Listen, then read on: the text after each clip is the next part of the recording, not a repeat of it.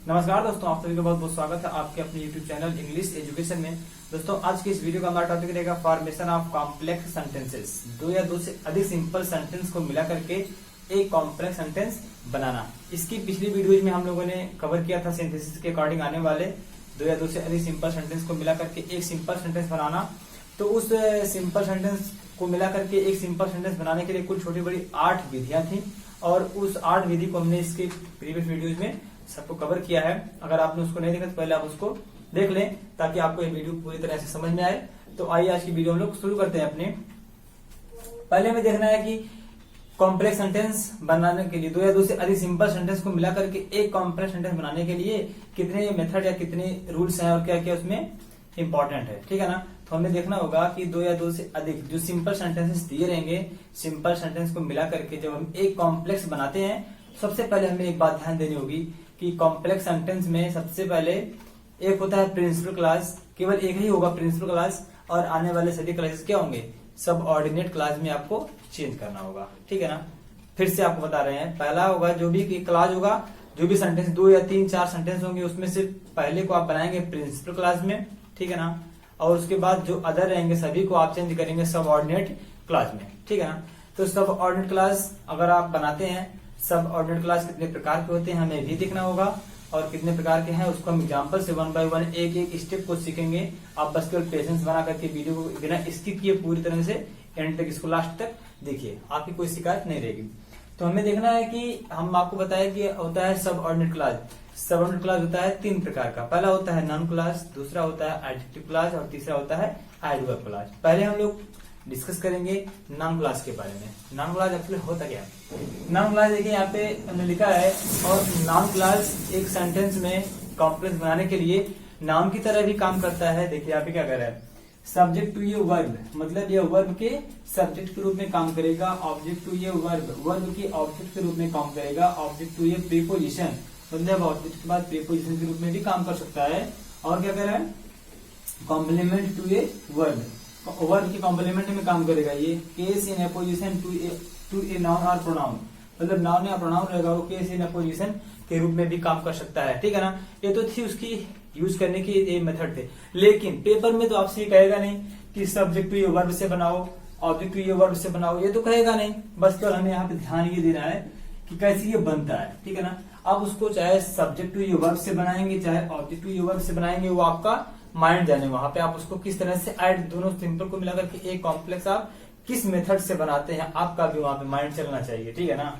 इसमें कोई रूल नहीं कहा जो ऑब्जेक्ट टू ये वर्ब है वह सब्जेक्ट टू ये वर्ब नहीं बन पाएगा, ऐसा कुछ नहीं है। अगर वह सब्जेक्ट टू ये वर्ब है तो उसी सेंटेंस को आप ऑब्जेक्ट टू ये वर्ब से भी बना सकते हैं, ठीक है ना। तो हम मोटी मोटा इतना कहने का मतलब है कि इन 5 हेडिंग को हमें याद रखना है, लेकिन यह जरूरी नहीं है कि हम इसी रूल को फॉलो करें, इसको ना, चाहे जो आपको याद आ रहा है, ठीक है ना। तो इसलिए इस 5 रूल में जो भी कंजक्शन अलग अलग हैं हम उनको देखेंगे। चलिए देखते हैं पहले इसमें क्या है। जैसे एग्जांपल यहाँ पे दे दिया, यू आर ए थीफ, ठीक है ना। फिर अगला है it is known to all, ठीक है। 2 सेंटेंस यहाँ पे लिखा है, यू आर ए थीफ, तुम एक चोर हो, it is known to all, यह सभी लोग जानते हैं, ठीक है ना। 2 सेंटेंसेस। देखिए हमने आपसे बताया था जब आप 2 सिंपल को मिला करके एक कॉम्प्लेक्स बनाएंगे तो सबसे पहले आपको ध्यान देने वाली बात यह आएगी कि उसमें से एक सेंटेंस को आप बनाएंगे प्रिंसिपल क्लॉज में। प्रिंसिपल का मतलब क्या, जो अपने आप में उपवाक्य, जो अपने आप में प्रधान होगा, ठीक है ना। और सब ऑर्डिनेट का मतलब होता है डिपेंडेंट क्लॉज। डिपेंडेंट का मतलब होता है आश्रित उपवाक्य, ऐसा उपवाक्य जो अपना अर्थ अपने आप से ना पूरा कर पाए, अपना अर्थ पूरा करने के लिए किसी दूसरे के ऊपर डिपेंड हो, किसी दूसरे के ऊपर आश्रित होगा, उसे कहते हैं सब ऑर्डिनेट क्लॉज। और प्रिंसिपल क्लॉज का मतलब होता है जो अपना अर्थ अपने आप से खुद से ही पूरा कर ले। अरे तुम एक चोर हो, यह सभी लोग जानते हैं। देखिए आप खुद सोचिए, अरे तुम एक चोर हो, बात खत्म हो गई, तुम एक चोर हो। यहाँ कह रहा है कि it is known to all, अगर इसको हम ना लिखें, बस कर इतना ही लिखें, it is known to all, यह सभी लोग जानते हैं, तो आप खुद सोचेंगे, जो सुनने वाला होगा वो खुद सोचेगा क्या सभी लोग जानते हैं, हाँ क्या सभी लोग जानते हैं। अब क्या जानते हैं, वो जानने को जब हम बताएंगे तब हमारा अर्थ पूरा होगा। तो इसका मतलब क्या हुआ, यह जो हमारा है, यह इस क्लास का जो अर्थ है वह स्पष्ट नहीं हो रहा है, ठीक है ना। इसका जो पूरी तरह से कन्वर्सेशन है या फिर जो हम कह रहे हैं इसका जो अर्थ है आपकी तरफ पूरी तरह से कन्वे नहीं हो रहा है, तो उसी को हम कहते हैं इंडिपेंडेंट क्लॉज। तो इसको हम बदलेंगे सबऑर्डिनेट क्लॉज में, ठीक है ना। तो हम उसको कैसे बदलते हैं, पहले यहाँ पे एग्जाम्पल देखेंगे हम लोग, फिर आगे पूरा कंडीशन आपको बताएंगे कि नाउन क्लॉज में कितने सबऑर्डिनेटिंग कंडीशन होते हैं, सबको बताएंगे और सबका एक एक आपको यूज भी हम बताएंगे। चलिए पहले इसको देखते हैं। कह रहा कि यू आर ए थीफ, तो यहाँ पे लगा देंगे। अब पहले इसको हिंदी में जोड़ेंगे। सभी लोग जानते हैं कि तुम एक चोर हो, सभी लोग जानते हैं कि तुम एक चोर हो, या फिर कि तुम एक चोर हो, सभी लोग जानते हैं। तो अगर हम उसको बनाएंगे सब्जेक्ट टू ये वर्ब, मतलब वर्ब के सब्जेक्ट के रूप में आएगा, तो यहाँ पे कर देंगे। देखिए हमेशा नाउन क्लॉज नाउन का ही काम करेगा, इतना आपको याद रखना है। यहाँ पे लगा देंगे that you are a thief, यहाँ पे कॉमा लगा लेंगे, फिर आगे वाला जो यहाँ से इट खत्म हो जाएगा, ठीक है। Is known to all, is known to all, ठीक है ना। कह रहा कि that you are a thief, कि तुम एक चोर हो, इज नॉन टू ऑल, या सभी लोग जानते हैं। तो तुम एक चोर हो या सभी लोग जानते हैं, ठीक है ना। यहाँ पे दैट आ गया, यहाँ पे आया है सब्जेक्ट के रूप में, मतलब वर्ब का जो ये सब्जेक्ट के रूप में काम कर रहा है, नाउन के पहले आया, नाउन को ला जाएगा, ठीक है ना। चलिए और इसी सेंटेंस को हम लोग जैसे देखिए यहाँ पे क्या बताया, सब्जेक्ट टू ये वर्ब, इसी को आप ऑब्जेक्ट टू ये वर्ब से भी बना सकते हैं। इसीलिए कह रहे हैं आपसे कि इस हेडिंग को तो आप याद रखिए, लेकिन हेडिंग का बहुत ज्यादा मतलब पेपर में नहीं बनने वाला है। क्यों? क्योंकि आप चाहे इससे बनाओ, चाहे इससे बनाओ, चाहे इससे बनाओ, चाहे इससे, जो आपके मन में आ रहा है वहां पे, जो आपको वहां पे मेथड जो है इजी लग रहा है और जिससे सेंटेंस पूरी तरह से कंफर्म, क्लियर और करेक्ट बन रहा है, उसको आप वहां पे फॉलो कर सकते हैं, ठीक है ना। तो इसी सेंटेंस को हमने यहाँ पे बनाया सब्जेक्ट टू ये वर्ब, आप बनाएंगे ऑब्जेक्ट टू ये वर्ब से। देखिए कह रहा कि it is known to all, comma लगा लेंगे, दैट यहाँ पे दैट कर दीजिए, that you are a thief, ठीक है ना। कह रहा कि that you are a thief is known to all, या सभी लोग जानते हैं कि तुम एक चोर हो। फिर यहाँ पे it is known to all, या सभी लोग जानते हैं दैट की यू आर ए थीफ, तुम एक चोर हो। अब हमें क्या करना है, अब हमें आगे की सीन में देखना है कि देखिए यहाँ पे हमने आपको बता दिया कि इसका यूज आप चाहे जैसे करेंगे, इसके बारे में आप टेंशन छोड़ दीजिए, बहुत सारी वीडियोज में आपको बताया जाएगा, आपको जो ब्रॉड मैनर में ले जाया जाएगा, ठीक है ना। तो आप उनके ऊपर बिलीव ना करें। क्यों? क्योंकि इसको बताएंगे, इसको सबका नियम अलग अलग बताएंगे, तो उससे क्या फायदा है, हमको जो अच्छा लग रहा है वही लगा देंगे अपने मन से, है कि नहीं। अभी आपको बताया जाएगा इसका यूज सब्जेक्ट टू ये वर्ब, फिर उसी को बना दिया ऑब्जेक्ट टू ये वर्ब, तो क्या रूल बना उसमें, कुछ रूल नहीं बना। अपने मन से हम जो कुछ भी लगाएंगे वहां पे हमारा करेक्टली बनना चाहिए, ठीक है ना। तो इसमें मोटी मोटा कहने का मतलब हमारे ये है कि नाउन क्लॉज में कितने सबऑर्डिनेटिंग कंजंक्शन होते हैं, पहले हम लोग उनको देखेंगे। क्या नाउन क्लॉज में जो ये सब ऑर्डिनेटिंग कंजंक्शन होते हैं या जो सब ऑर्डिनेट क्लॉज होते हैं, उसमें जो लगता है कनेक्टिव, जैसे दैट हो गया, इफ हो गया, व्हाट हो गया, व्हेन हो गया, वेयर हो गया, व्हाई हो गया, है ना, जो होते हैं इन सबको हम एक जगह कलेक्ट करके एक साइड लिखेंगे। हमने लिखा है कनेक्शन, जो कि नाउन क्लॉज के अकॉर्डिंग आते हैं। नाउन क्लॉज में कितने कनेक्शन होते हैं उन सबको हमने वहां यहाँ पे देखिए आपके सामने शो करवाया है, और इसको हम ऑलरेडी लिखे यहाँ पे ताकि टाइम कम लगे, केवल समझाने में टाइम लगे।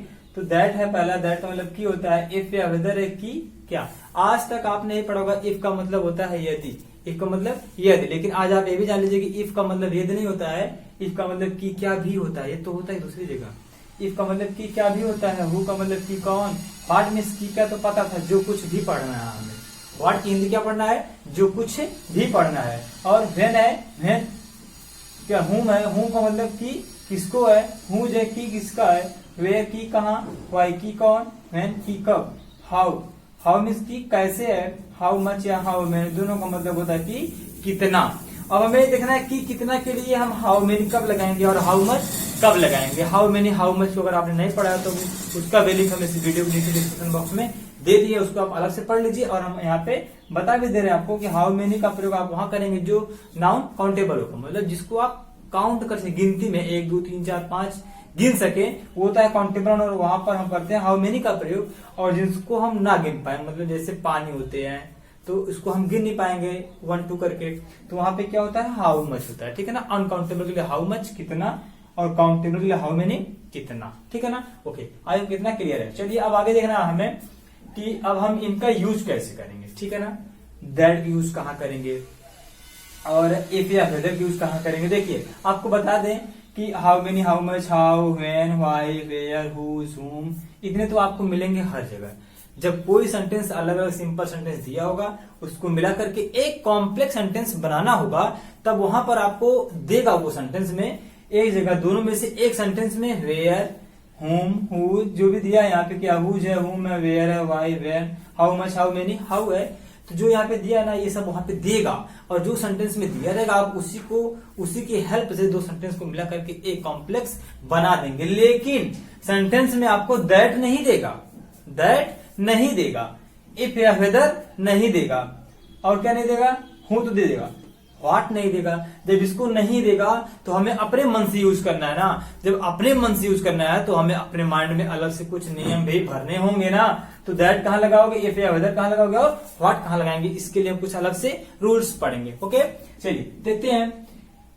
इफ देखिए यूज ऑफ दैट, सबसे पहले हमें दैट का यूज देखना है और हम दैट का यूज करेंगे कहा, जब हमें सेंटेंस दिया होगा और एक सेंटेंस में क्या होगा पता है, उसके स्टार्ट में चाहे लास्ट में, वाक्य प्रारंभ में होगा, ठीक है ना, चाहे वाक्य अंत में होगा, क्या इट मिलेगा, सो मिलेगा, दिस या दैट, यहाँ पे लिखा है इट, सो, दिस, दैट, जहां पे इट, सो, दिस और दैट मिलेगा इसमें से कोई एक, चारों ना है, इसमें से कोई एक मिलेगा, तब आप वहां पर उस सेंटेंस में क्या करेंगे, जिस सेंटेंस में ये मिलेगा दिस, दैट, इट और सो, उसी सेंटेंस को आप बनाएंगे प्रिंसिपल क्लास में। ओके बनाएंगे प्रिंसिपल क्लास में, और इन शब्दों को जब आप इसकी साइज, जब इसको देखने के बाद आप जाएंगे बनाने कॉम्प्लेक्स, तो जब आप कॉम्प्लेक्स बनाएंगे तो इन शब्दों को आप क्या करेंगे, हटा देंगे, ठीक है ना, इन शब्दों को हटा देंगे, इन शब्दों को भूल जाइएगा।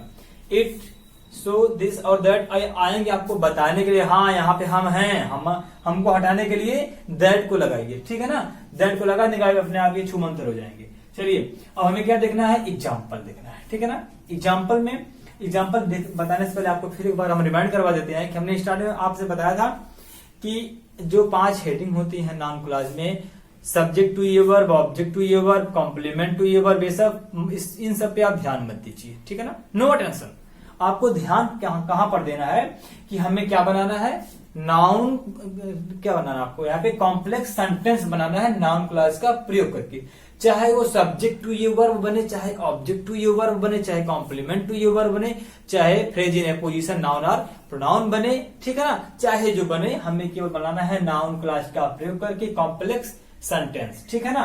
चलिए देखिए, he is going to Kanpur, वह कानपुर जा रहा है, एवरीबॉडी नोज इट, इसको सभी लोग जानते हैं, सभी लोग जानते हैं, क्या जानते हैं, अपने आप में पूरा है ये, हमने आपसे बताया भी था। जब दो सेंटेंस को मिला करके आप एक कॉम्प्लेक्स बनाएंगे तो वहां पे एक डिपेंडेंट और एक इंडिपेंडेंट होगा।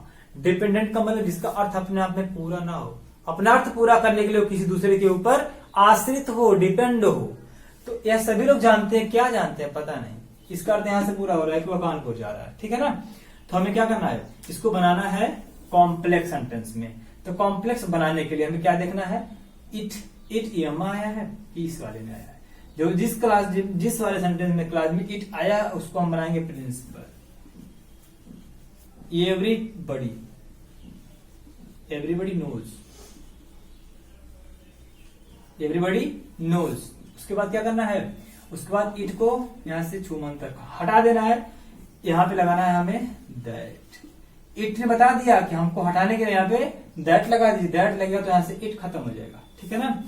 एवरीबडी नोज दैट, सभी लोग जानते हैं कि he is going to Kanpur, he is going to Kanpur, ठीक है ना। और एक बात, यहाँ इस तरह से आप तभी बनाएंगे जब दिए हुए दोनों सेंटेंस असर्टिव होंगे, मतलब ये वाला भी असर्टिव होगा और ये वाला भी असर्टिव होगा। असर्टिव सेंटेंस क्या होते हैं, उसको आप कैसे पहचानेंगे, अगर आप नहीं जानते हैं तो वीडियो के डिस्क्रिप्शन में जाइए, वहां पे आपको लिंक मिलेगा, उस पर आप क्लिक करिए और असर्टिव के बारे में भी पूरी तरह से जानिए पहले, ठीक है ना। चलिए अगला सेंटेंस देखते हैं। एग्जांपल हमारा क्या है, honesty is the best policy, ईमानदारी एक अच्छा गुण है, it is known to all, इसको सभी लोग जानते हैं, सभी लोग जानते हैं, सबको पता है कि ईमानदारी एक अच्छी नीति है, ईमानदारी एक अच्छा गुण है। तो हम इसे कैसे बनाएंगे, चलिए यहाँ पे तो हमने देखा सब्जेक्ट टू ये, यहाँ पे क्या था, ऑब्जेक्ट के रूप में था, यहाँ पे दोनों मेथड देखेंगे जो आपको मिलता है ना नाउन क्लॉज में, सब्जेक्ट टू ये वर्ब, सब्जेक्ट टू ये क्या वर्ब टू सब्जेक्ट और वर्ब टू ऑब्जेक्ट, ठीक है ना, दोनों देखेंगे। तो honesty is the best policy, पहले इसे लिख लीजिए, honesty is the best policy. यहां पे दैट लगा दिया, यहाँ पे दैट क्यों लगाया, क्योंकि हमें इसको सब्जेक्ट टू ये वर्ब बनाना था, ठीक है ना। That honesty is the best policy, की ईमानदारी का अच्छा गुण है, ठीक है ना। अब क्या करना है, इट कहां गया, इट को तो क्या करना है, हटाना है ना, इट खत्म हो गया, इज नोन टू ऑल, बस आपका ये क्या बना, कॉम्प्लेक्स बन गया। अभी आपसे कहा था पेपर में पूछेगा कि इसको बनाओ सब्जेक्ट टू ये वर्ब कि ऑब्जेक्ट टू ये वर्ब, ऐसा कुछ नहीं पूछेगा। इसको आप इस तरह से भी बना सकते हैं, देखिए इसको बना सकते हैं आप, बता रहे हैं,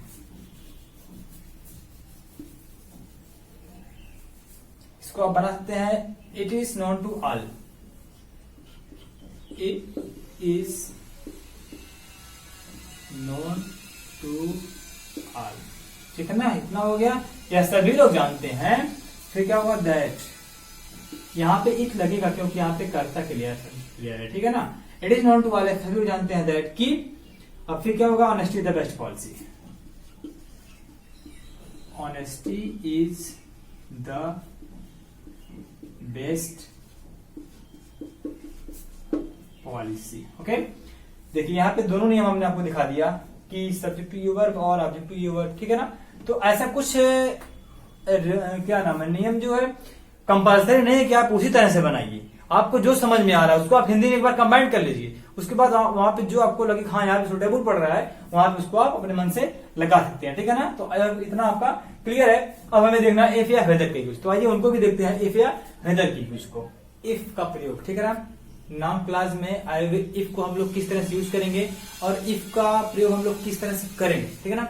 मतलब इफ का हिंदी क्या होता है, कि क्या, इफ का हिंदी यदि छोड़ करके कि क्या किस तरह से होता है, और अगर हमें इफ का या वेदर का प्रयोग करके हमें कॉम्प्लेक्स सेंटेंस बनाना होगा तो हमें वहां पे क्या क्या रूल फॉलो करने होंगे, आइए उनको भी देखते हैं। तो दिया हुआ, जैसे यहाँ पे हमने लिखा है कि दिया हुआ सेंटेंस, जो दिए हुए सेंटेंस रहेंगे उसमें से एक सेंटेंस असर्टिव होगा और दूसरा सेंटेंस क्या होगा, इंट्रोगेटिव होगा। लेकिन इंट्रोगेटिव सेंटेंस दो प्रकार के होते हैं गाइस, इंट्रोगेटिव में दो प्रकार होता है। पहला प्रकार होता है जो सेंटेंस हेल्पिंग वर्ब से स्टार्ट होता है, जिसकी हिंदी हम लोग क्या से स्टार्ट करते हैं, ठीक है ना। तो आप लोग इतना जानिए कि जो सेंटेंस है इंट्रोगेटिव होगा और इंट्रोगेटिव सेंटेंस हेल्पिंग वर्ब से ही स्टार्ट होगा, ठीक है ना, ये होता है। और दूसरा मेथड होता है इसका कि जब एक वाक्य में बी से स्टार्ट होगा, ठीक है ना, में बी से स्टार्ट होगा और दूसरा वाक्य होगा असर्टिव होगा। कहने का मतलब इतना है कि हमेशा एक सेंटेंस असर्टिव होगा और एक सेंटेंस क्या होगा, या तो इंट्रोगेटिव होगा और या तो मे बी से स्टार्ट होगा, ठीक है ना। बात पक्की इतनी है कि एक सेंटेंस दोनों में से असर्टिव होना चाहिए और एक सेंटेंस है तो मे बी से स्टार्ट होगा, तब भी बनेगा इफ या वेदर से लगा करके। और अगर एक सेंटेंस इंट्रोगेटिव होगा मतलब हेल्पिंग वर्ब से स्टार्ट होगा, तब भी वो बनेगा इफ से या वेदर से। इफ या वेदर में कोई भी मतभेद नहीं है, चाहे जहां आप इफ को लगाइए चाहे जहां वेदर को लगा दीजिए कि क्या ही निकलेगा, ठीक है ना। तो आइए हम लोग एग्जाम्पल भी देखते हैं।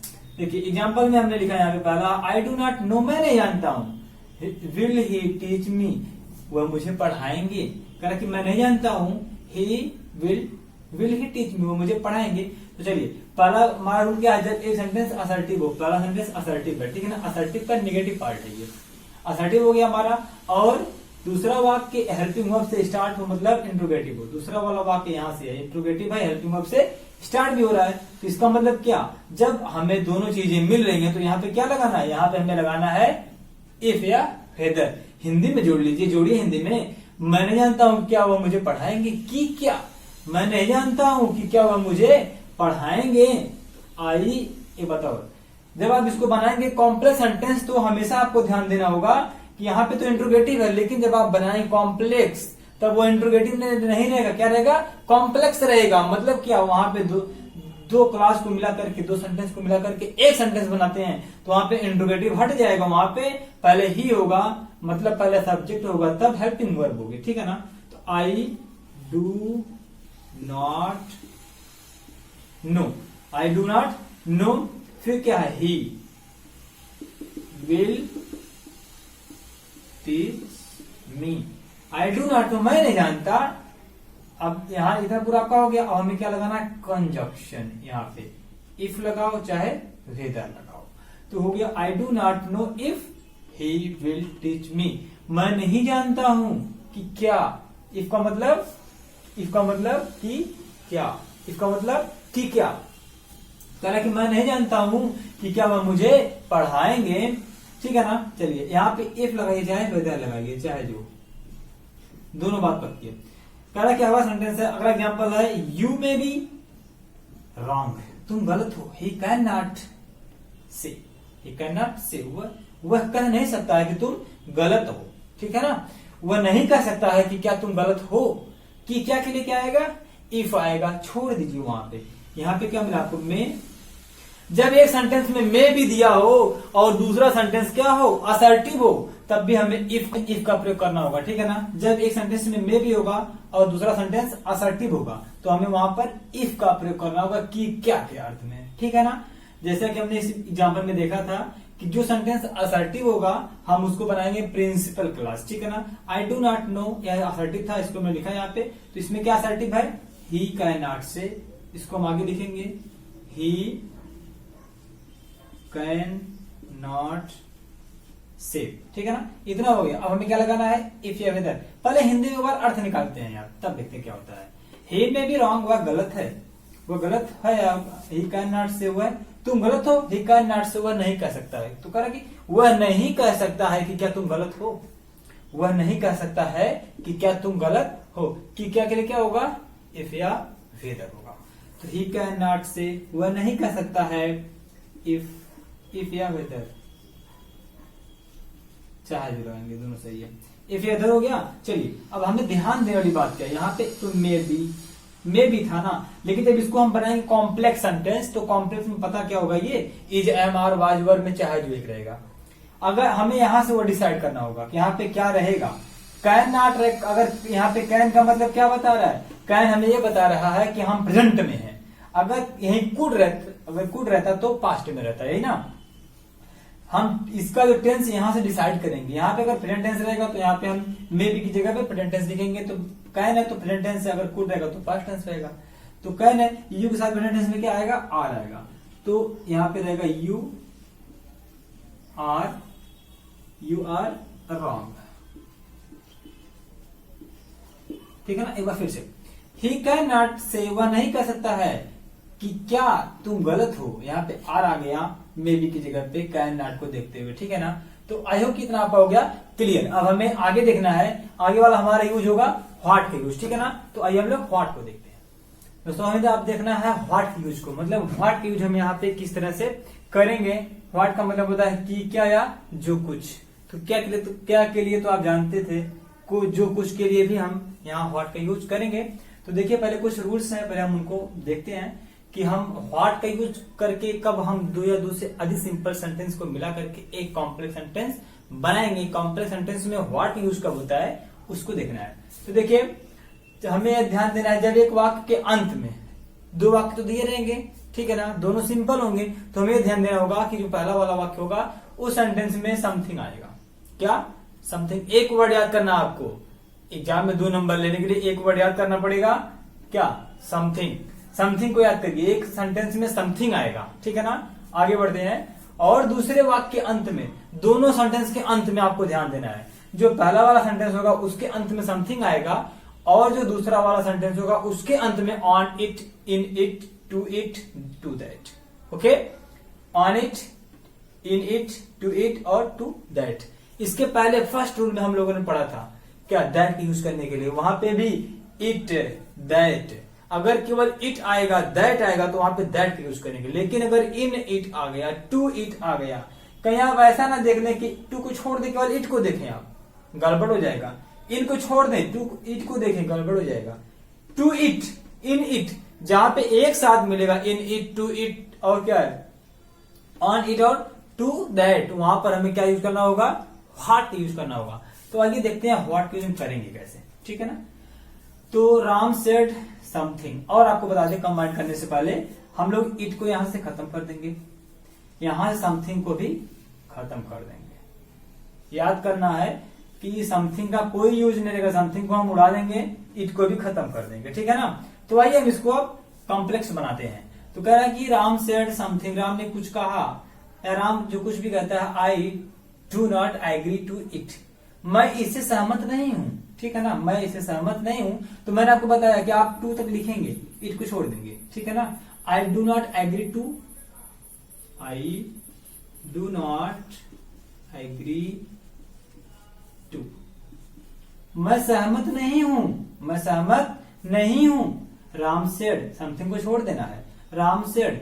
अब आपको यहां पे आना है, देखिए कि क्या या जो कुछ। तो आप देखिए, मैं सहमत नहीं हूं, राम जो कुछ भी कहता है, राम जो कुछ भी कहता है मैं उससे सहमत नहीं हूं। या तो राम, मैं सहमत नहीं हूं कि राम क्या कहता है, मैं सहमत नहीं हूं कि राम क्या कहता है, ऐसा कुछ नहीं समझ में आ रहा ना। मैं सहमत नहीं हूं, राम जो कुछ भी कहता है तो मैं उसकी बात से सहमत नहीं हूं, जो कुछ का अर्थ है आई डू नॉट एग्री, मैं सहमत नहीं हूं टू राम, टू राम से बन गया आपका complex. I do not agree to, it खत्म हो गया, तो I do not agree to इतना हो गया, समथिंग खत्म हो गया राम से, यहां पे आ गया। अब यहां पे व्हाट लगाना है, ठीक है ना, व्हाट लग गया हमारा। क्या है, I do not agree to what, Ram से, यहाँ पे व्हाट रहेगा, ठीक है ना, लेकिन यहाँ पे इट खत्म हो गया, टू के बाद इट तक खत्म। चलिए अगला देखते हैं एग्जाम्पल। यू से समथिंग, तुम कुछ कहते हो, तुमने कुछ कहा, आई do not believe in it, मैं उसमें विश्वास नहीं करता हूं। करेक्ट, मुझे विश्वास नहीं, तुम क्या कहते हो, तुम जो कुछ भी कहते हो मुझे विश्वास नहीं है। यहां से इट खत्म करना है, यहां से समथिंग खत्म करना है, बहुत फटाफट आपको ये सब माइंड लगाना पड़ेगा। इट खत्म हो जाएगा और समथिंग खत्म हो जाएगा। तो I do not believe in, I do not believe in हो गया ना, इट खत्म हो गया। अब हमें क्या करना है, यहां पे आना है, इसके पहले यहां पे व्हाट लगाना है। देखिए, आई डू नॉट बिलीव इन, मैं विश्वास, मुझे विश्वास नहीं है जो कुछ भी तुम कहते हो या कि तुम क्या कहते हो, ठीक है ना। आपको जो समझ आएगा वहां पे लगा लीजिएगा। तो मुझे विश्वास नहीं है या मैं विश्वास नहीं करता हूं तुम जो कुछ भी कहते हो, यू से, यू से। फिर से देखिए, आई do not believe in what you से, मैं विश्वास नहीं करता हूं तुम जो कुछ भी कहते हो या कि तुम क्या कहते हो, ठीक है ना। दोस्तों आज का था हमारा ये छोटा सा वीडियो, आपको बहुत पसंद आया होगा। और अगर वीडियो पसंद आया तो उसको लाइक भी करें और जरूरतमंद लोगों को इसको शेयर भी करें जिनको इसकी आवश्यकता है। और हम लोग मिलेंगे नेक्स्ट वीडियो में, जो हमारा टाइटल होगा एडजेक्टिव क्लास, ठीक है ना। तो आई होप कि आपको पसंद आया होगा। Thanks for watch this video.